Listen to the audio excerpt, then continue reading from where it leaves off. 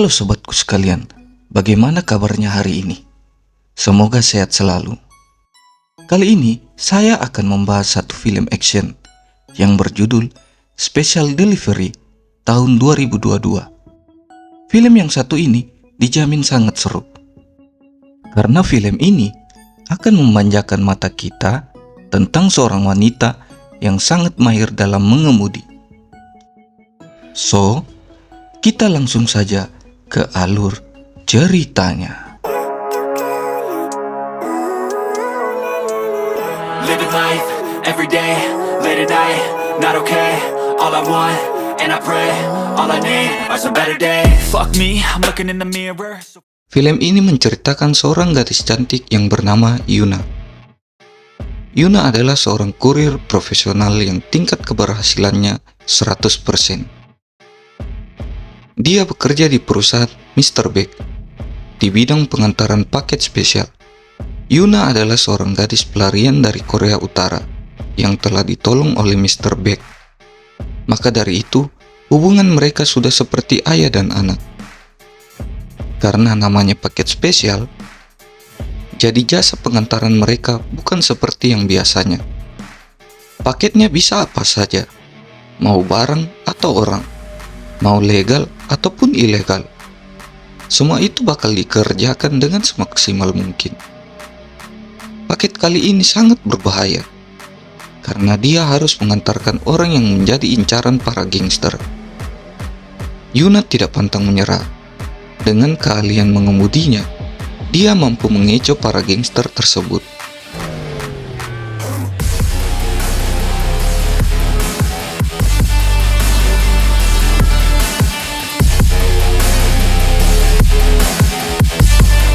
Dia pun berhasil mengerjakan tugasnya. Keesokan harinya, dia pun mendapat misi lagi untuk pengantaran ke pelabuhan Seoul. Karena jaraknya cukup jauh, jadi pengantarannya juga pasti mahal. Walaupun agak ragu, tapi Yuna tetap menjalankan misi tersebut. Misinya kali ini adalah mengantar seorang mantan atlet profesional yang bernama Kim dan anaknya bernama Soon. Kim terlibat kasus pengaturan skor yang sedang heboh. Kim juga menjadi incaran seorang kepala polisi yang bernama Officer Joe. Joe dan Kim terlibat masalah kasus judi online tersebut. Joe juga mengincar Kim karena sudah membawa lari kunci keamanan berangkas miliknya. Maka dari itu, Kim berniat kabur ke Cina. Kim mendapat info soal pengantaran paket spesial dari temannya bernama Kibang. Kita kembali pada Mr. Beck dan kawan-kawan. Karena mengetahui kalau kliennya itu adalah buronan, maka mereka sedang membuat sebuah rencana agar misi itu bisa berjalan dengan lancar. Yuna mengamati rute pelariannya dan menyiapkan beberapa plat palsu. Sedangkan montir handal mereka, yaitu Asif, menyiapkan mobil yang akan dipakai Yuna. Singkat cerita, Joe beserta komplotannya sudah menemukan lokasi persembunyian Kim. Mengetahui hal itu, Kim langsung memberikan kunci berangkas kepada anaknya, lalu menyuruhnya menuju ke titik jemputan karena kurir sudah tiba di sana. Kim menukar HP-nya dengan jam tangan Soon. Soon pun langsung bergegas pergi. Agar anaknya bisa lolos, Kim mencoba mengulur waktu untuk melawan Joe dan komplotannya.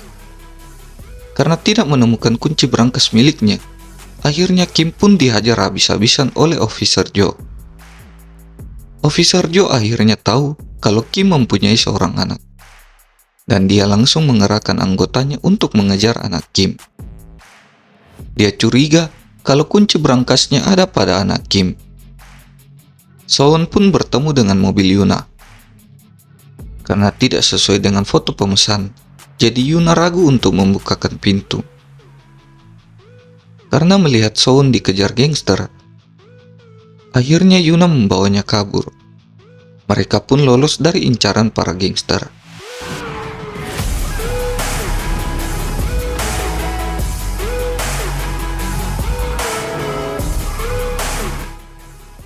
Akan tetapi, mereka langsung bertemu dengan Officer Joe. Ternyata Kim belum mati dan melihat akan hal itu. Kim pun langsung mencoba menyelamatkan mereka.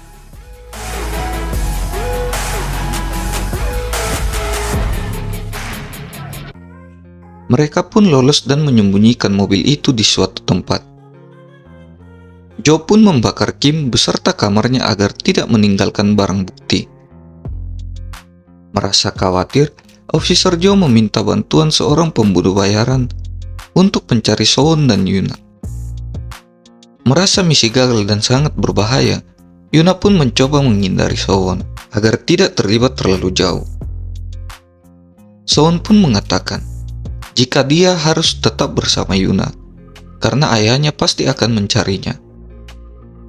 Seketika itu juga ia memperlihatkan setumpuk uang bayaran di dalam tasnya. Yuna melaporkan kejadian yang dialaminya kepada Mr. Beck. Karena uang bayarannya ada pada Sowon, akhirnya Mr. Beck menyuruh Yuna untuk mengamankannya. Mereka pun pergi ke sebuah hotel untuk beristirahat. Di sisi lain, Officer Joe memeriksa rekaman CCTV untuk melacak keberadaan Sowon dan pengemudinya. Ia pun memasukkan Yuna ke daftar buron sebagai pembunuh Kim dan penculik Sowon. Sadis juga fitnahnya ya. Tidak berlangsung lama, Officer Joe berhasil melacak Yuna. Yuna sedang berbelanja di suatu minimarket. Ia pun sempat mencuri sebuah mobil. Setibanya di hotel, ia mendapati Sowon sedang menangis karena menonton berita tentang kematian ayahnya. Tiba-tiba, polisi sudah sampai di hotel Yuna. Saat memeriksa kamar, ternyata kamar itu adalah sebuah jebakan yang sudah disiapkan oleh Yuna. Yuna kabur dengan menyamar sebagai cleaning service. Saat mau memasuki lift, tiba-tiba mereka dihadang oleh Officer Joe. Dan terjadilah pertikaian di dalam lift.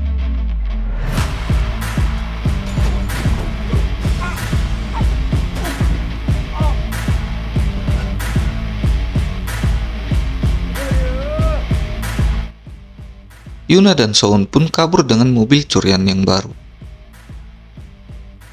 Kembali ke kantor, Officer Joe sudah mendapat identitas Yuna.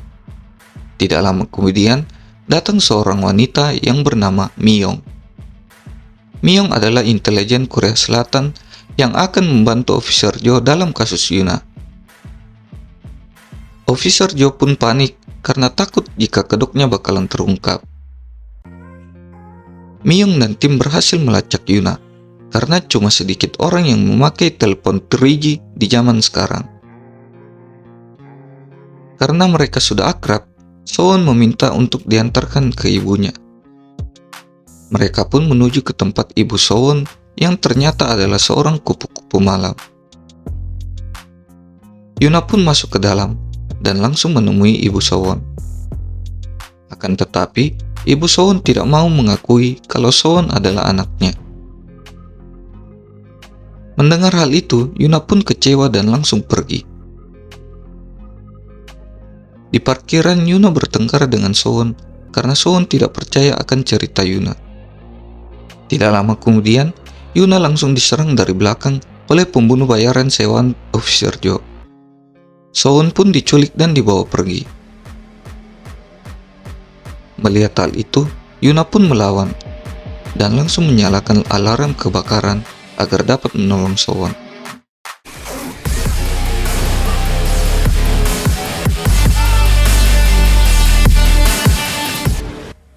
Pembunuh bayaran itu pun langsung mengejar Yuna. Terjadilah kejar-kejaran sengit di parkiran.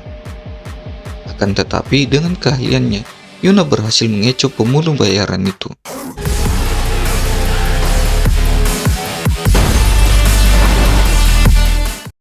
Mereka pun lolos, tapi karena Yuna terluka parah, ia pun pingsan. Sowon pun bergegas meminta bantuan. Mereka pun ditolong oleh seorang ibu-ibu bermata duitan. Pagi pun tiba. Myung menelpon Officer Joe karena mendapat laporan jika Sowon meminta bantuan orang untuk membawa Yuna ke rumah sakit. Dan hal itu membuat Myung ragu jika Yuna adalah seorang penculik. Myung pun akan menyelidiki hal itu. Officer Jo pun panik dan langsung mematikan telepon. Sementara itu Yuna terbangun dan kaget karena uang Sowon habis dipakai untuk membeli mobil butut tersebut. Yuna juga menelpon Mr. Baek untuk mendapatkan petunjuk. Mr. Baek menyarankan agar mereka segera kembali ke markas dan menyusun rencana selanjutnya.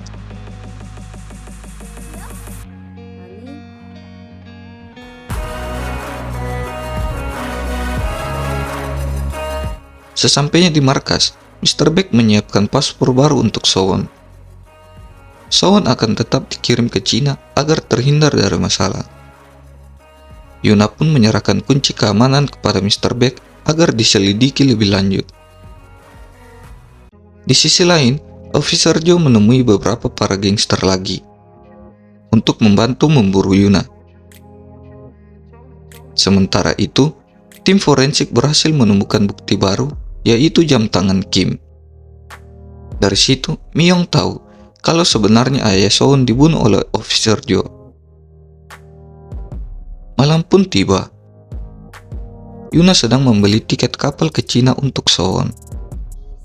Asif dan Sowon sedang asik nyantai di bengkel. Ternyata Officer Jo sudah sampai di markas mereka. Ia langsung menghajar Mr. Baek sampai babak belur. Mendengar keributan itu, Asif bergegas menyembunyikan Sowon di bagasi mobil. Asif pun tertangkap oleh anggota Officer Jo. Karena Mr. Baek tidak mau memberikan info, maka Officer Jo berniat untuk membunuh Asif. Melihat hal itu, Mr. Baek pun mau jujur dan memberikan apa yang Jo cari. Ia pun menunjuk brankas miliknya yang harus dibuka dengan sidik jarinya sendiri. Saat membuka brankas, Mr. Baek pun langsung mengambil senjata dan menembakkannya. Officer Jo langsung melawan dan menembak Mr. Baek sampai mati. Officer Jo pun menemukan kunci berangkasnya. Myung mendapatkan laporan jika terjadi suatu penembakan di lokasi Mr. Baek. Sementara itu, Yuna sudah sampai di markas. Karena merasa aneh, ia pun menyelinap masuk dan melihat apa yang terjadi. Alangkah kagetnya saat ia melihat Sowon yang sudah ditangkap dan Mr. Baek yang sudah meninggal. Ia pun mematikan lampu dan aksi brutal pun terjadi.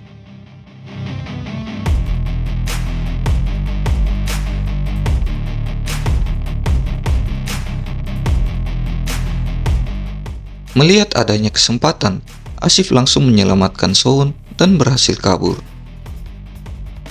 Dengan keadaan terluka, Officer Jo berusaha menembak Yuna.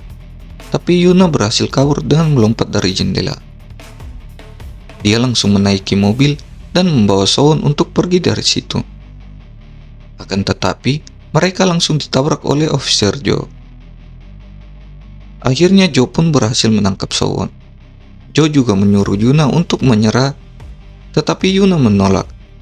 Seketika, Officer Jo langsung melempar Sowon ke laut, dan Yuna mencoba menyelamatkannya. Di dalam air, Yuna sempat menyelamatkan Sowon. Kakinya diborgol oleh Officer Jo yang sudah sekarat. Alhasil, Yuna pun tenggelam bersama Officer Jo. Myung dan polisi lainnya datang dan langsung menyelamatkan Sowon. Sowon meminta para polisi untuk menolong Yuna. Akan tetapi, itu sudah terlambat. Beberapa bulan kemudian, Sowon sudah masuk di panti asuhan. Dia pun sudah tidak sendiri lagi dan menemukan banyak teman baru. Asif pun sudah bisa kembali beraktivitas. Saat Sowon sedang berjalan pulang dari sekolah, lalu tiba-tiba ada sebuah mobil berhenti di depan dan pengemudinya tampak familiar olehnya. Ia pun menghampiri mobil itu dan ternyata benar. Orang itu adalah Yuna yang masih hidup. Mereka pun langsung berpelukan dan film pun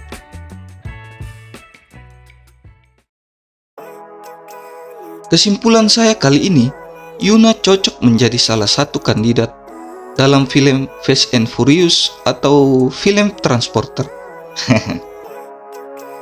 Overall, film ini sangat seru, di mana adegan balap-balapannya disertai musik R&B yang sangat pas.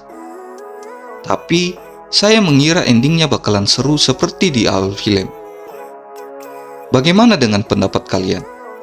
Tulis di kolom komentar ya. Seperti biasa, sekian dari saya dan terima. Fuck me, I'm looking in the mirror, so foggy, but I've never seen clearer. I don't really think anyone can save me, and honestly I'm not really sure I want saving. I like to be